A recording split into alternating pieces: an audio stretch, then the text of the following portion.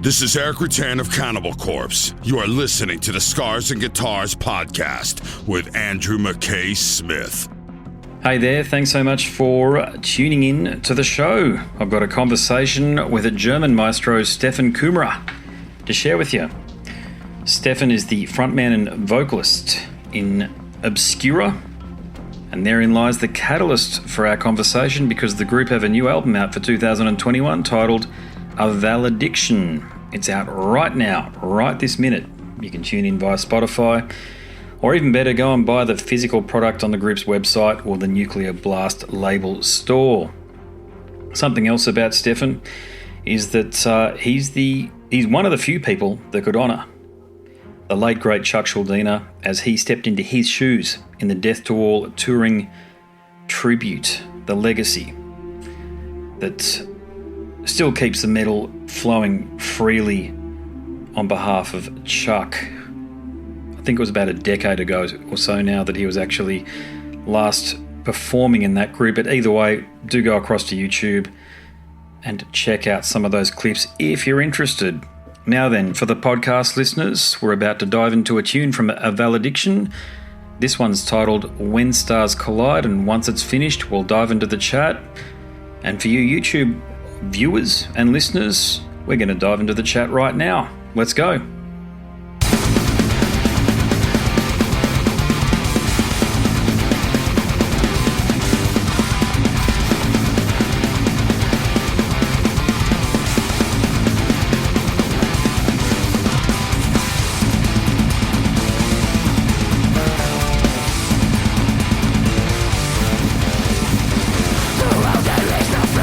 Now let us embrace and blind. You're marking to the cosmic sea.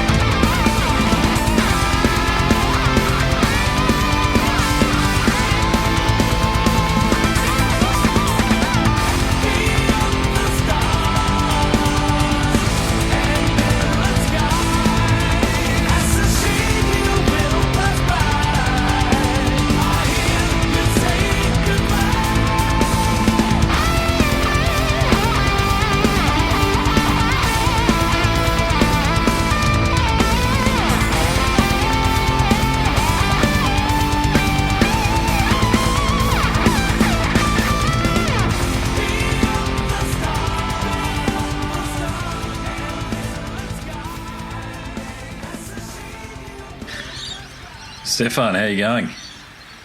Hey, I'm doing fine. How are you? Good morning to down under. Yes, good morning indeed. Yeah. Actually, I should ask, have I pronounced your first name correctly there? Is it Stefan or Stefan? I apologize if I've got it wrong. Stefan. Stefan, there you go. Gosh, I'm so used to speaking to people from all over the world that I think, because it's obviously Stephen in English, isn't it, Stefan? And I think a bit like my name, Andrew, Andre, Andreas, all of these sorts of different names, and you're never sure how to pronounce them from the get-go, but thanks for clarifying. You're welcome. No worries. How's the interviews been going for this one here? Well, so far, quite easy. I'm in the interview marathon since probably 5 weeks, so... A lot of interviews today, mostly interviews from down under. So you're also located in Australia, right? Correct. Yes. Yep. So I had the pleasure of talking to many fellows with a similar wonderful English accent. Yes. It's unique amongst the English-speaking world. I think ours, isn't it? But I think whether you're talking to, I know from experience when you're talking to people in North America in particular, they have a lot of trouble distinguishing the difference between the Australian, the New Zealand, and the South African accent. We can't understand why because we all think we're so different. But there you go. Well, for us, it's all English. I can differ between British and American English, but beyond that, well, if I don't understand anything, it's probably because the person is from Manchester, but that's it then. Oh, yeah, there you go. Yeah, the English, they tend to have a different accent depending on which 5 kilometre direction you walk in. I've noticed that. I've confused some English accents, particularly from around the Midlands, I think it might be. It might even be Manchester to your point with an Irish accent. I thought, how could I get that so bloody wrong? But there you go. Let's not even talk about Glasgow. Oh, yeah, the old Scots, yeah. I've got quite a lot of Scottish people that listen to the show, actually, and my ancient heritage is from Scotland. So that's nice to sort of have that connection there, I've got to say. I don't understand a word. We had US Americans touring with us. We made a stop in Glasgow. They didn't understand anything. Oh, wow. Yeah. Lovely. Yeah, you get that. But then you've got the international language of music to connect with people, right? Yes, blast beats and heavy metal. Lovely. Indeed, yeah. And look, there's plenty of that on this new album, A Valediction. Love the title. Talk about that. Yeah, it's full of light speed, neoclassical, technical wizardry that Obscura is so well known for. Now, look, given that it's the 18th of November, it'll be out tomorrow, the 19th. So is it one of those things where you're excited, a touch nervous about how it'll be received, or are you a bit of both? Actually, it's both. I mean, I'm 20 years in the game, and releasing an album is always something special. But it's some kind of routine at the same time. With Obscura, we release an album every maybe 3 years, more or less. And of course, we celebrate it. So tomorrow, here it's the 17th, so in 2 days, at the 19th, when the album's out officially, we definitely have maybe one drink at the night. Have a few more than that. You got great schnapps there in Germany, I hear. Oh, Jesus, yeah. Yeah, look, it's from the perspective that fans, by the time they listen to our chat here, the album will be out. But it's more of the same, and I mean that in a really good way, okay? You guys, when you release albums, you tend to build on it incrementally, meaning that you don't change the sound template a whole bunch. But that's a great thing as far as fans are concerned, because there's bands that sort of shift the template a bit too much, and then fans go, oh shit, what have they done here? And then they've got to sort of make up for it on the next album. And I don't think that's ever going to be an issue for you guys. Not at all. We always stick to the core of the band. And if you dismantle everything to the core, we are a death metal band. Nice. Yeah. With different influences, but to the core, we are a death metal band, and we will always be.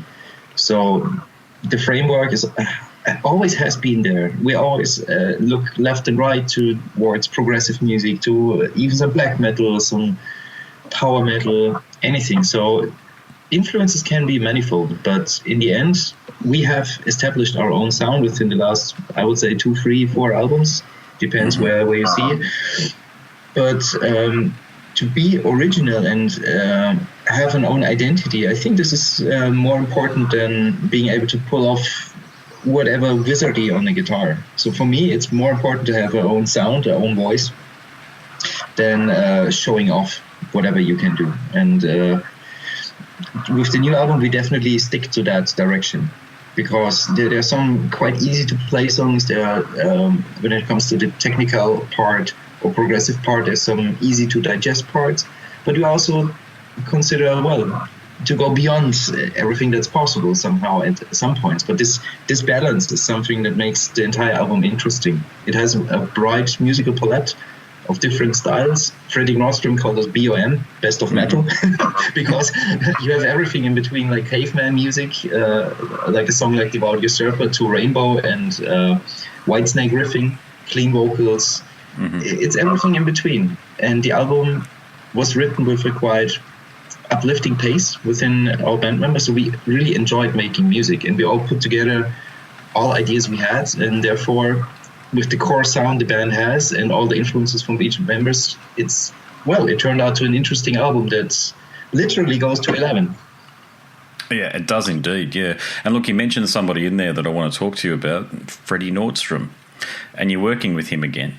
But what is it? I mean, he's worked with so many great metal bands and can help bands mine such a fantastic sound. So what is it about Freddie that you feel makes him so sought after by bands, and what do you like about working with him? There are many stories, to be honest. I would start with the productions he did in the past. I grew up with all of those records being released in the mid-90s, late 90s, let's say in the 90s. Arch Enemy, At the Gates, Dimmu Borgir, In Flames, all those very, very important releases he produced.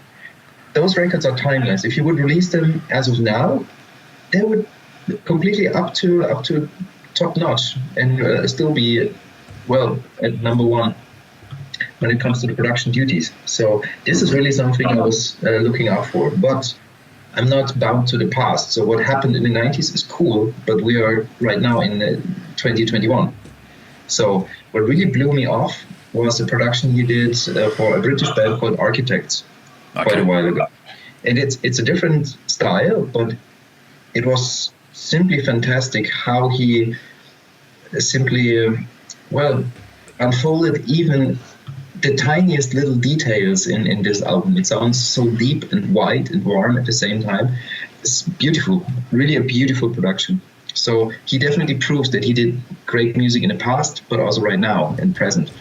And that was one big reason. The second, I'm a guitarist. Of course, his guitar sounds are legendary. Not only Slaughter of the Soul, but so many other productions he did simply are driven by a fantastic guitar sound. And this is something that is a connection to our music. We established our own sound for more than a decade. We work with Engel amps. So what we did working with Frederick is simply blending both. We sent him our amplifier from the company and blended it with his experience in making a weird guitar sound, great sounding guitar sound. And I've seen many things in my life, but what he did with different amps and different mics in different positions was definitely something beyond. Yeah, I can imagine. On top, he's quite a character. He's a walking encyclopedia with 1,000 stories, but at the same time, you feel so welcome. Even if he's a producer and also his assistant engineer, Rob, they've seen so many things. They've done so many bands and productions, and still you're there as a blank page for them, and you're still feeling very welcome. And this is as much as important as their experiences. Yeah, and you made a really good point throughout. They're very well articulated, by the way. But his work on Slaughter of the Soul, I've spoken to so many musicians that have worked with him, and a couple have given me very good stories about, and pieces of insight, if you like, about the work that he did with At the Gates on Slaughter of the Soul. So have you spoken to him about how he achieved that magnificent guitar tone on that album? We shared a couple of stories, but we were not looking to copy any of his guitar sounds. So, but what we figured is he uses the same angle amplifier we used, but his model is from 1996 or 95, I'm not sure, but one of the first ones. So that was quite interesting. So just when it comes to the feel, we thought, okay, this producer with this studio will work with our band. And when we entered the studio, we figured, okay, he's using more or less similar and same equipment as we do, but since 25 years already. So that's simply a match and quite cool. When it comes to Slaughter of the Soul, we mostly talked about vocals because we talked about, when we recorded vocal tracks, about a little bit less tompa, more tompa, or no tompa. Because it was so close to the At the Gates recordings he did.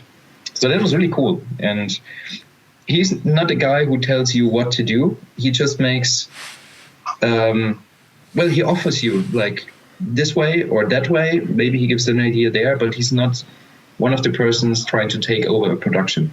And that's really cool. You work as a collective on an album. So you need a band that gives something, like, first of all, you need to be prepared. Of course, you have to have good music that is somehow relating to a certain mix. Mm-hmm. And on the other hand, you need a producer that is experienced enough, making it even better. And therefore, it just turned out fantastic. I'm very happy, and I would love to go back to Gothenburg as soon as I can again.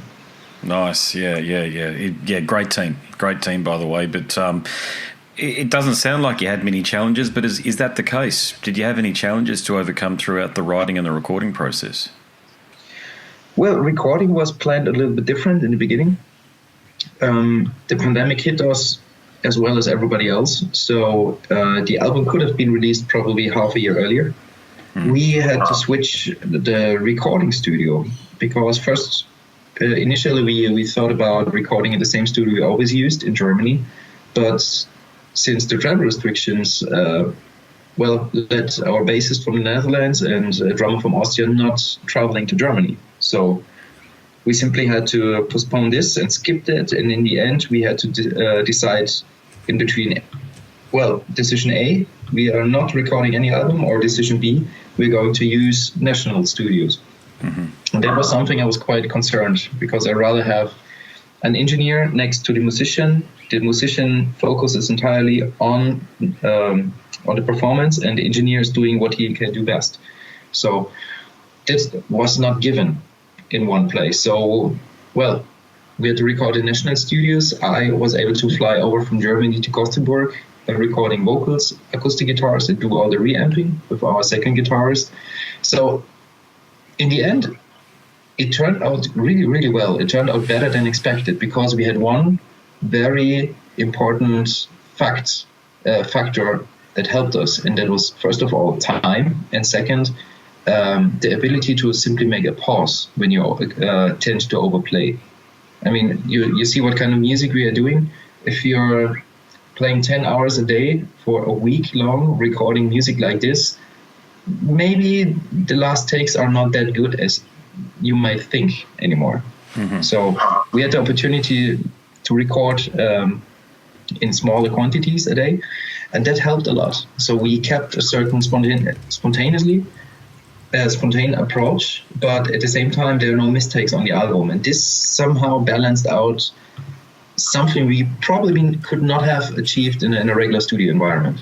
So I always try to see opportunities and make the best out of the situation, and luckily this time it turned out really, really well. Nice. Yeah, it has turned out really, really well. Yeah, justifiably proud. I understand that. And the lyrical themes this time around, how do the lyrical themes link back to the title of the album, A Valediction?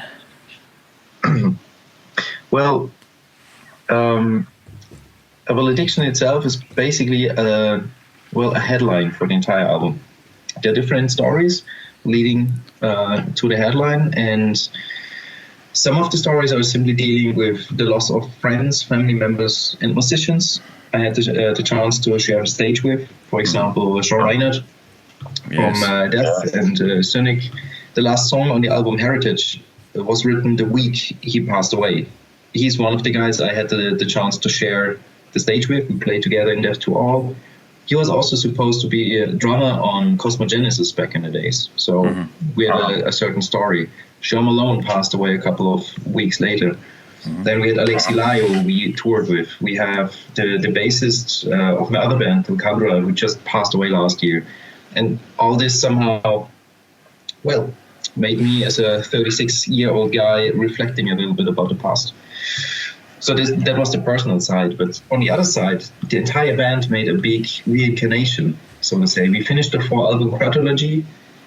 We changed the record label, the producer. We went to Freddie Nordstrom. Even the artist who is painting our artworks changed. So everything new from scratch, and it's like a new beginning. And sometimes a valediction, a farewell, is something, to leave behind and open a new chapter. And literally, it's a new chapter for the band. And we are in a similar situation as we have been in 2008, when we signed our first record deal to Relapse Records. And back then we started to tour international. We, released our first album worldwide, and everything felt like new. And now it's exactly the same. We have a new partner with Nuclear Blast. We worked with Eliran Kantor. We worked abroad for the first time, producing an album. Everything new, but still the band. It's like going back to school, but you already have the experience of 20 years. It's really cool. You mentioned Death alumni in there. Now, I know that you performed that heavy crown that you had to wear performing Chuck Schuldiner's role. So when was the last time that you performed in DTA, the Death to All tribute? I think the last tour, it was either Europe or South America. I think it was it was the Symbolic tour in Europe. Yes, I remember that. With Gene Hoglan, Max Phelps, Bobby Kolbe, and Steve DiGiorgio. Really cool. Fantastic people. Aside the music, if you just strip it down to the characteristics of the people behind it, great persons to hang out with. Seriously, and I'm proud to consider them as my friends. Nice, yeah. I've spoken to quite a few of those people that you mentioned there, and yeah, to your point, very easy to talk to, like talking to you now. So easy to talk to, but they're the originators, aren't they? They're guys that helped craft the music and invent in a lot of ways and innovate the music that we all love. Yeah, absolutely. They've been groundbreaking releases back then, and they're timeless as well. If you listen to Symbolic these days, fantastic record. Indeed, yeah. Look, I get the impression, and I know you're classically trained, that you could play any type of music that you set your mind to. So what drew you to extreme metal? I think it's simply the love of music. When I was starting listening to this kind of music, I didn't play guitar at the time. So I was probably 13, 14, 15, around that time.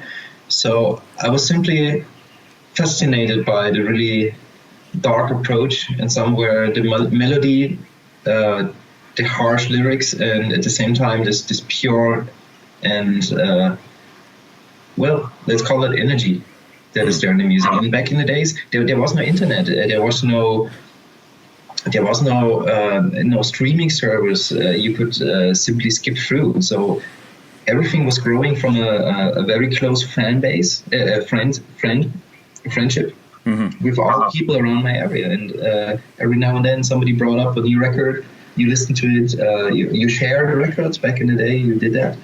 And somehow everybody was looking for the most obscure, weird band no one ever has heard about. And that has been groundbreaking, cool times back in the days.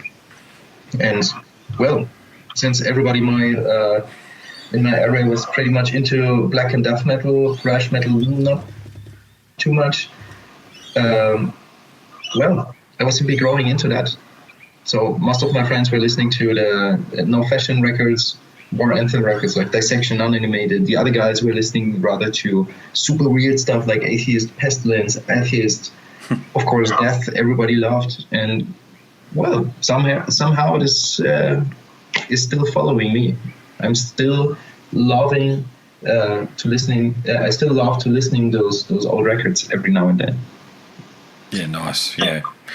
Yeah, it always helps to go back to the originals, doesn't it? But I mean, you're crafting your own sound, your own way, which is great to hear. And look, I'll make this my final question for you. Australia. Have you been to Australia before? Have you toured here before? Because I couldn't see that you had. But have you been here even as a tourist? I've never been there as a tourist before, but we got the chance to play a tiny little tour with 3 shows in Australia, 1 in New Zealand, before we head over to Japan in 2019. So that was really, really cool. We did everything you would do as a tourist. So we visited the Koala Reservoir. We drank some weird beer in Brisbane. Wonderful times.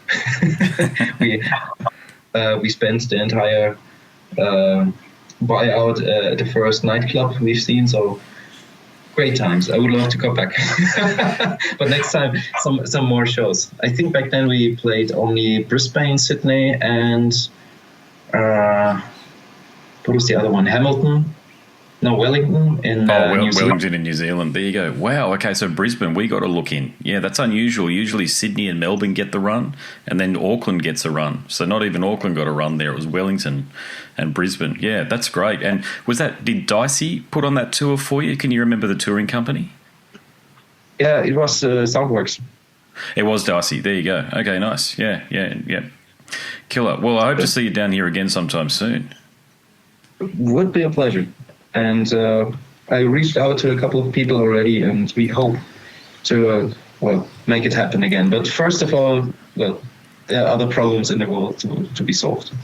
Yes, indeed there are. Yeah, at the moment, no doubt. Our borders here are still closed, meaning our state border. Not even. I mean, I know our country's border is a hard closure at the moment for most people, but our state border is closed. Hopefully, once these bloody vaccine mandates have been in place, I mean, what do we do? The world's in a very interesting space at the moment, to say the least. Well, sooner or later it will be done, and we are happy to come over down under once again and share a drink. Or maybe 2. Or maybe 2. Nice. Yes, definitely. Yeah. Well, look, good luck with everything. Congratulations on a superb career and indeed this album, A Valediction. Mate, just enjoy it. Enjoy the great response that no doubt it will receive once it's released. Well, thank you very much. It was a pleasure talking to you. And, well, I'm very sure we come over with A Valediction. Absolutely. Look forward to it. Likewise. Thank you very much. It was a pleasure talking to you. Thanks, Stefan. Appreciate it, mate. No worries. Have a good one. What do you think? I enjoyed that chat with Steffen Kummerer from Obscura, like so many Germans I've spoken to. Just about every German I've spoken to. Very affable. Very easy to talk to. Easygoing. Down to earth. Yes, indeed.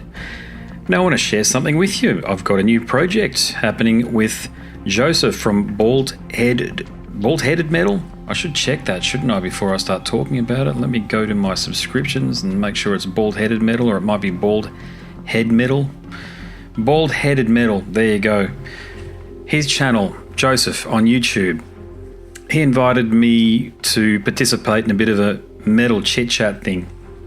So what we do is we just pick a subject and we riff about it for about an hour or thereabouts. It's very enjoyable. Think what the guys such as Eddie, Trunk and Co. were doing on That Metal Show. It's 2, if I can say so, very knowledgeable metal appreciators and aficionados waxing lyrical about topics such as who do you prefer more, Iron Maiden or Priest, that sort of thing. We're taking it easy now, but I'm sure we'll get into more complex subject matter a bit later on. We've really only just met, and I'm enjoying the dynamic, I've got to say. Because I like the fact that Joseph is a very polite fella, it must be said, so he's easy to talk to from that perspective, but he's knowledgeable too, as I've already mentioned, and an hour goes by very quickly. Those conversations take place at 5 a.m. my time. Because of the time differences between us, because Joseph, he's the bald-headed metal. That's him. He's in New York, and it's about 2 o'clock in the afternoon for him. But these things must be done, and it's a good excuse for me to get up and do something that I enjoy, because I've got to get the kids ready to go to school and cats fed and dog fed and all the familial responsibilities lay ahead at that time of the morning, and it's nice to get started with something that I enjoy doing anyway. So do go across and check out Bald Headed Metal. You'll see 2 episodes posted already. It's titled Metal Chit Chat Podcast. So there you go. My name's Andrew Mackay-Smith, and I'm the host of the Scars and Guitars podcast series. That is all for now. Have a great one.